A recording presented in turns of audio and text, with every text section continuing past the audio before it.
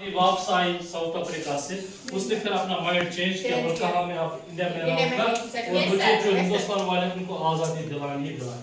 किससे दिलानी? ब्रिटिशर्स से दिलानी। लेकिन याद रखना चाहिए गांधी के पास दो फिलॉसफी थी, दो प्रिंसिपल्स थे। वन वाज कॉल्ड सत्याग्रह।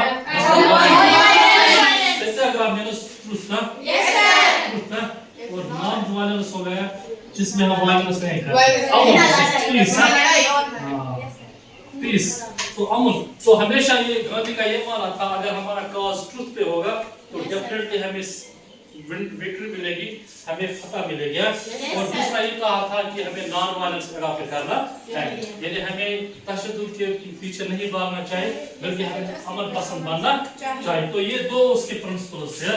उसके बाद जो महात्मा गांधी था उसने कुछ मूवमेंट्स में पार्टिसिपेट किया। पहला जो था चंपारण मूवमेंट, चंपारण मूवमेंट। तो ये मूवमेंट हुई स्टार्ट 1917। इसमें कभी कभार एक क्रोनोलॉजिकल ऑर्डर भी आता है ये कब हुआ। इसके लिए मैं आपको एक फार्मूला बताऊंगा। केक किसने खाया है? केक क्यों क्यों खाओ? सारे बच्चे क्यों केक यूज बता आज क्यों दे दोस्तों से वाचा।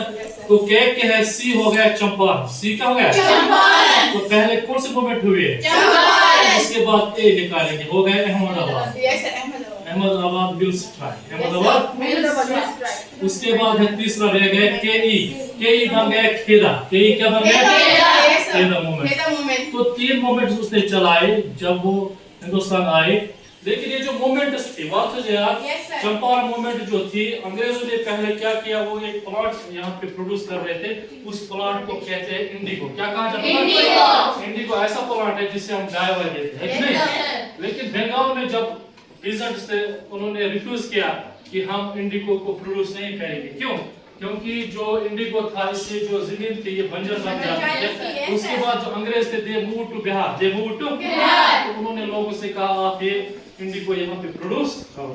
तो उसके बाद उसने जो पीजेंट्स वहाँ के से उनके साथ सपोर्ट किया। उसके बाद अहमदाबाद मिल स्ट्राइक थी, वहाँ पे वर्किंग आवर्स ज्यादा किया और उनके साथ भी ज्यादा हो रहे थे, वर्कर्स वहाँ पे थे।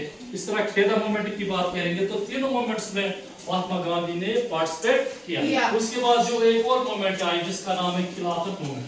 क्या नाम है? खिलाफत मूवमेंट। तो खिलाफत मूवमेंट की अगर हम बात करेंगे तो ये मुसलमानों की मूवमेंट थी। It was started in 1922।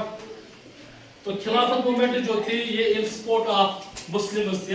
It was started by Ali brothers. It was started by Ali brothers. कौन था? तो नाम कोई बता सकता है? शाबाश। Who are these brothers? Ali brothers. एक का नाम था शौकत अली, शौकत अली, और दूसरे का नाम था मोहम्मद अली।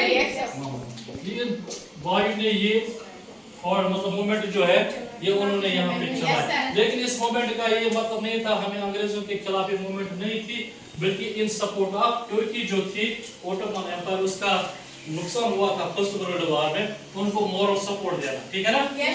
लेकिन keep in mind Mahatma Gandhi also joined this. Mahatma Gandhi क्या इसको भी join? Why he joined this movement? उसने इसलिए मूवमेंट ज्वाइन की ताकि हिंदू मुस्लिम यूनिटी हो जाए। क्या हो जाए?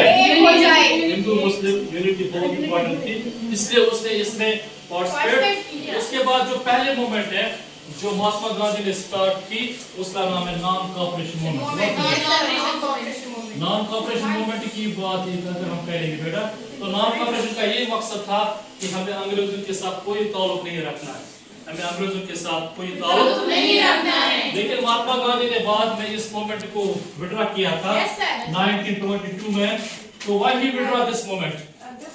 Because after the violence that क्योंकि एक जगह है जो मूवमेंट है वो मूवमेंट भी वहाँ पे है यूपी में। तो वहाँ पे पुलिस जो स्टेशन था वहाँ पे 22 जो वहाँ पे पुलिस मैन थे वो उनका डेथ हुआ। That is why Mahatma Gandhi ने इस मूवमेंट को क्या किया? विड्रॉ किया। तो उसने इसलिए विड्रॉ किया क्योंकि उसको ऐसा लग रहा है कि लोग जो है वो वायलेंट हुए हैं। उसकी क्लास की जो थी वो कभी भी ये सपोर्ट नहीं करती मेरे जो लोग हैं वो वायलेंस आ जाए। That is why he withdraw this non-cooperation। इसके बाद बहुत सारे साइबर क्रिमिनल हुआ या जलियांवाला बाग का सकेरा Yes, इंशाल्लाह sir. वो कभी पढ़ेंगे Yes, कल sir. उसका इलाज हमें